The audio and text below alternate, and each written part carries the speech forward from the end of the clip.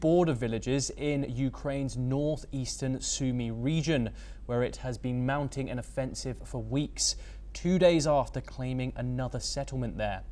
Meanwhile, the Kremlin has said that Putin is defending Russia after the US president criticized the Russian president and called him crazy.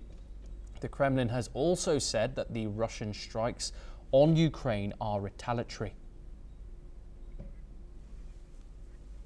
We now move over to the Indo-Pacific, where the 46th ASEAN Summit has opened in Kuala Lumpur, with leaders focused on strengthening regional integration and boosting resilience against global economic disruptions. Malaysia Prime Minister Anwar Ibrahim urged member states to unite in the face of a shifting world order, warning that protectionism and unilateral tariffs, including from the United States, are threatening trade stability. He called for a rules-based global system and stressed the need to safeguard ASEAN's peace, stability and growth through open markets and cooperation. Anwar also highlighted stronger ties with global partners, including the first ever ASEAN GCC China Summit, a sign of the region's growing strategic importance. The summit is set to adopt the ASEAN Community Vision 2045, a long-term plan to guide the bloc's development over the next 2 decades. Malaysia currently holds the ASEAN chair for 2025 under the theme Inclusivity and Sustainability.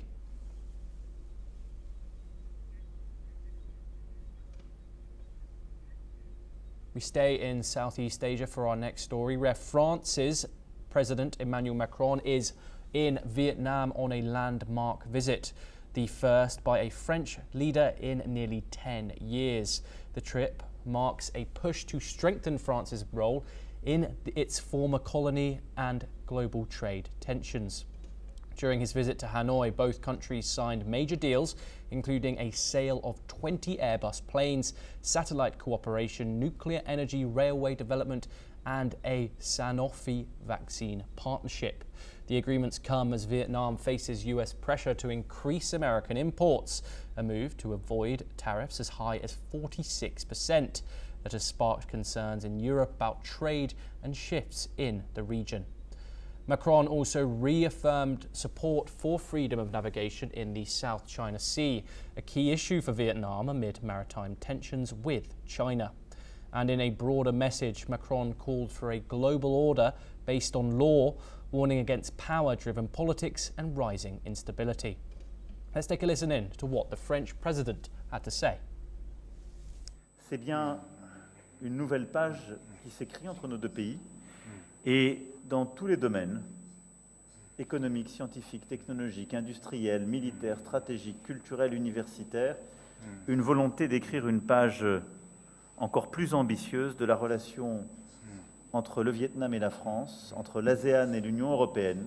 Et j'ai redit ici à Monsieur le Président notre volonté d'avancer sur chacun de ces sujets et au fond d'une vision commune de ce que doit être l'ordre international, la stabilité dans nos deux régions. We now move up to North America, where King Charles III and Queen Camilla are set to arrive in Canada for a 2-day visit today. The visit is seen as bringing a message of support for the country in the face of US President Donald Trump's threats of Canada as a 51st state. The King will read the speech from the throne to Canada's Parliament on Tuesday, marking it the first time since a monarch has delivered this speech in almost 50 years. It is expected to include a defence of Canada's sovereignty and to reject claims it should be taken over by the US. Prime Minister Mark Carney had invited the royal couple and will hold a meeting with them during their stay in Ottawa. There will be a ceremonial welcome at the airport and meetings with community groups, which are expected to include representatives of Canada's First Nation communities. The King will also meet Canada's first Indigenous Governor, General Mary Simon. This is the King and Queen's first visit to Canada since the start of their reign, after a planned trip last year was cancelled because of King Charles's cancer diagnosis. Now we have some more breaking news coming in. The leaders of Germany